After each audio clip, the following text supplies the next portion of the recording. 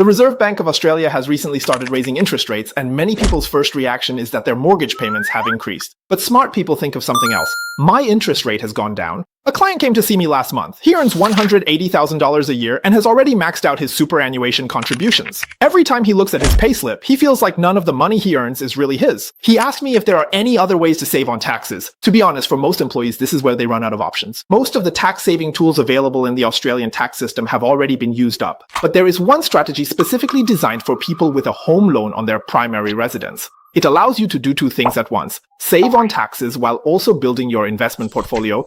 This is called debt recycling. First, let's talk about an ATO rule that many people already know. The interest on your home loan for your primary residence cannot be claimed as a tax deduction. The ATO's reasoning is that the house you live in is a personal asset and doesn't generate any taxable income, so naturally the interest can't be deducted. However, the interest on loans taken out for investment purposes can be fully deducted from your taxes. So, how big is the difference when you put these rules together? Yen did the math. For a $1 million mortgage at a 6% interest rate, that's $60,000 in interest per year. For someone with a 47% marginal tax rate, you would need to earn $113,000 in pre-tax income just to pay that $60,000 in interest. Every penny you work hard to earn gets taken by the ATO first, and then by the bank. But if that same $60,000 in interest comes from an investment property loan, you can directly use it to offset your taxes, which means you're paying the interest with pre-tax money. The difference between the two is as much as $28,000 per year. Your mortgage is quietly eating away $2,333 from you every month. And that's not even the principal. It's just the interest. So after all this talk, how can we legally convert the nature of our owner-occupied debt into investment debt?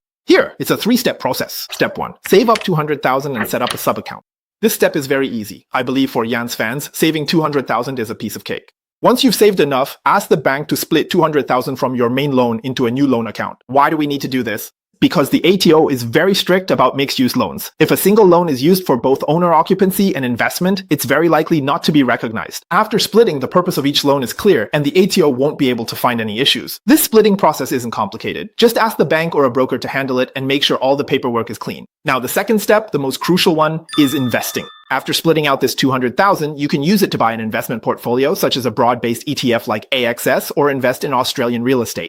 From this moment on, this $200,000 becomes an investment loan, and the interest can be tax deductible. The third step, which is also the most interesting, is cycling. At this point, you have two accounts, an $800,000 owner-occupied home loan and a $200,000 investment property loan. Any money you earn, your salary, investment dividends, and so on, should all be used first to pay down the $800,000 owner-occupied home loan because that one isn't tax deductible. Save another $200,000 and repeat. Split, invest, and restart. Each round is faster as your portfolio generates cash. After 5 rounds, the full $1 million home loan converts to an investment loan, while you gain a $1 million net asset portfolio. You kill 2 birds with 1 stone, doubling your results and gains. So how much can you save and earn? Let me help you do the math. Tax-wise, a $1 million property loan at 6% costs $60,000 in interest. For high-income clients at a 47% tax rate, this saves $28,000 annually. Investment-wise, the S&P 500's long-term return is 13%, but let's conservatively use 10. A $1 million portfolio then earns $100,000 with $70,000 in tax-deferred capital appreciation. Only $30,000 is dividends. Subtracting $60,000 in interest leaves a $30,000 paper loss to offset other income, saving $15,000 in taxes. For investment properties, Jan's clients see over 10% appreciation, with rent covering mortgages,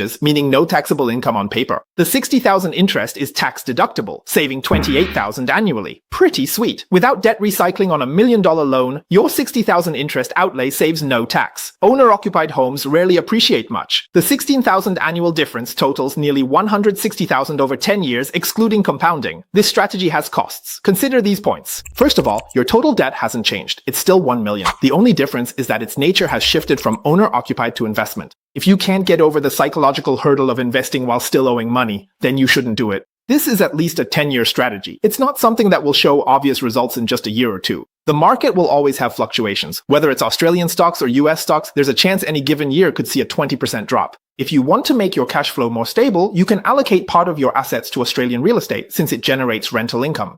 For example, we help clients build granny flats, 1 piece of land, 2 rental incomes, which provides stable cash flow to offset market fluctuations and also speeds up each investment cycle. The most critical threshold is cash flow.